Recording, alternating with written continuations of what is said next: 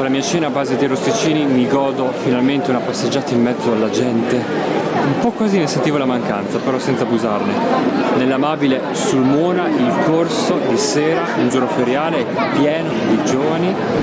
Una bellissima giornata colora la piazza del mercato, la grande piazza al centro di Sulmona, piazza Garibaldi, con la sua scena rappresentata da questo acquedotto di metà 200 con gli archi a ogiva, anche se in realtà la scena ulteriore di questa piazza, di questa città, sono le catene montuose che circondano la conca di Sulmona, la conca Peligna. L'edificio cardine del corso Ovidio di Sulmona è questo, che a prima vista può sembrare il municipio, un palazzo civico medievale. In realtà fa parte del complesso della Santissima Annunziata insieme alla chiesa che sorge a fianco. È stato costruito a partire dal 400 fino al 500 ed era un ospedale, ed è stato in funzione come ospedale fino alla metà del secolo scorso, ed è un perfetto esempio di transizione dallo stile gotico a quello rinascimentale. A quando risale la vostra produzione? La nostra produzione è quella di William Di Carlo, che è la nostra ditta, questo è il negozio della fabbrica, è del 1833, ok? L'altra fabbrica è Pelino, che risale a un centinaio d'anni prima, ma il vero, diciamo, prodotto di Sulmona, che non ha nessuno al mondo, è il fiore di confetto. Infatti. Il fiore di confetto risale intorno al 1300. Le suore di clausura di Santa Chiara producevano questo mazzolino qui, fatto di un confetto irregolare, logicamente fatto con degli altri materiali, e il giorno del matrimonio delle ragazze di Sulmona glielo regalavano, di questo colore naturalmente, così come lo vedete, e glielo regalavano per buon auspicio. La tradizione si è mantenuta, questa è tutta roba che si fa in casa, fatte da signore, che si tramandano di madre in figlia. Quindi quante signore ci sono dietro questi? Oh, centinaia. Centinaia, tutti sì. Qui di Sulmona? Sì. E avete avuto anche clienti illustri per matrimoni, sì. Battesimi? Sì, non sto qui a dire, ma sì. Ma anche in Italia o anche all'estero? Da me arrivano da tutto il mondo. I brasiliani fanno l'estate al contrario nostra, quindi ci arrivano d'inverno, ok? E gli americani arrivano a Pasqua.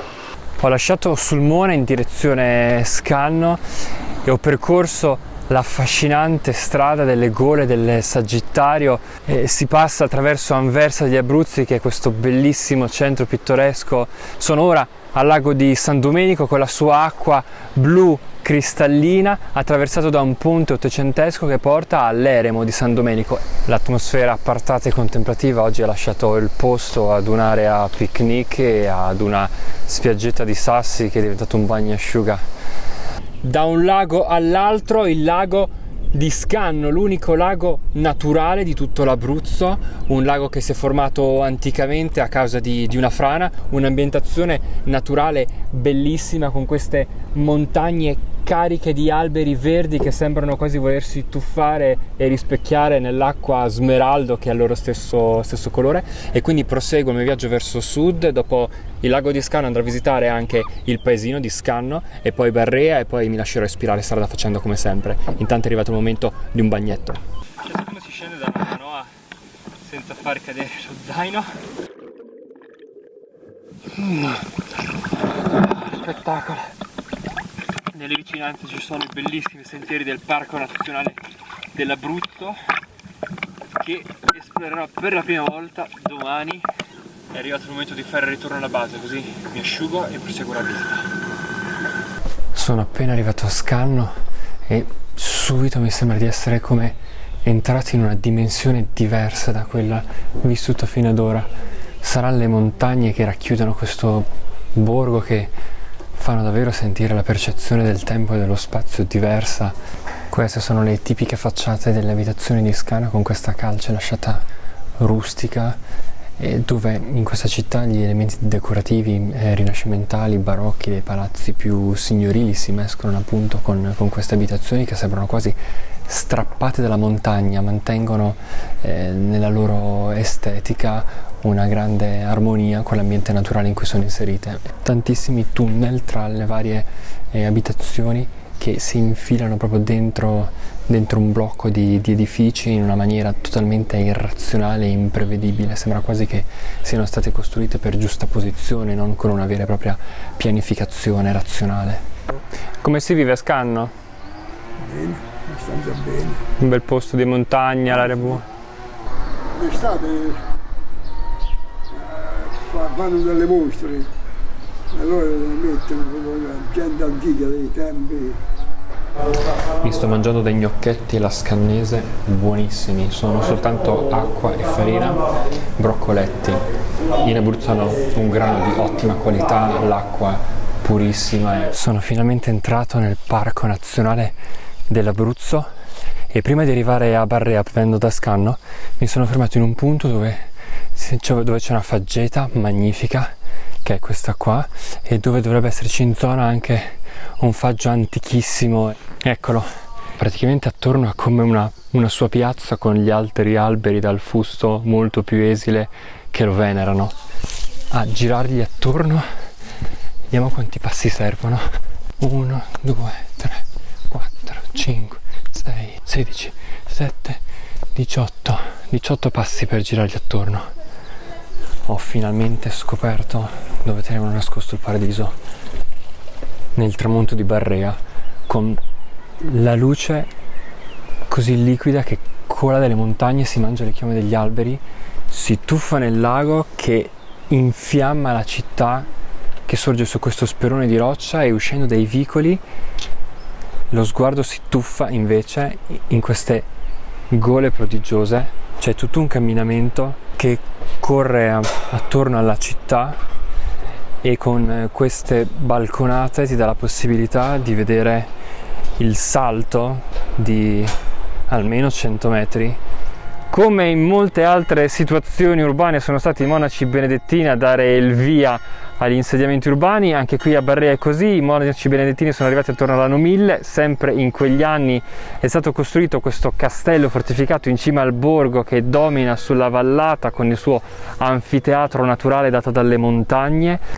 Vicino al castello c'è questo interessantissimo museo archeologico con i reperti dei Safini, una popolazione italica. La sepoltura era davvero particolare perché i corpi venivano disposti circolarmente, con i maschi adulti all'esterno, le femmine all'interno e i bambini ancora più all'interno, e venivano fatti degli strati dove i bambini venivano posti sopra e i genitori sotto, in modo tale che gli adulti non pesassero sulle nuove generazioni.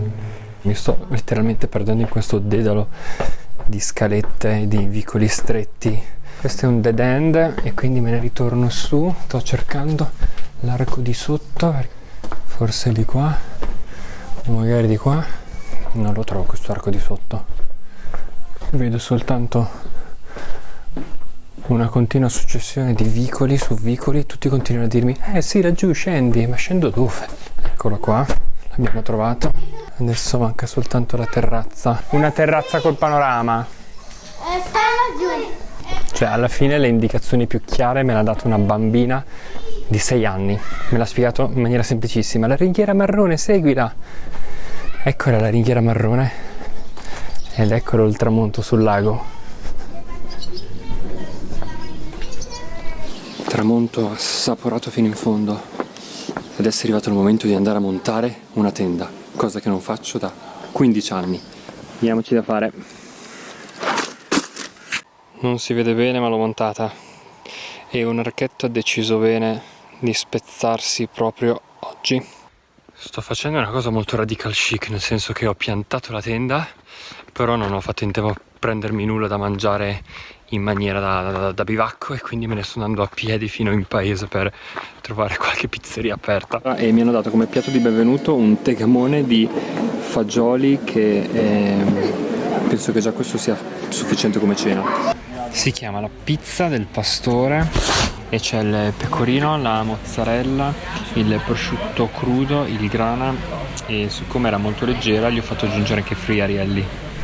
Prima di tornarmene in tenda faccio un giretto per i vicoli notturni di Villetta Barrea e poi mi rinfilo nel bosco in tenda a dormire. E adesso si torna tra le fresche frasche nella tenda, se la trovo. Ecco qua la mia tendina, e quindi siamo pronti per la landa. A domani.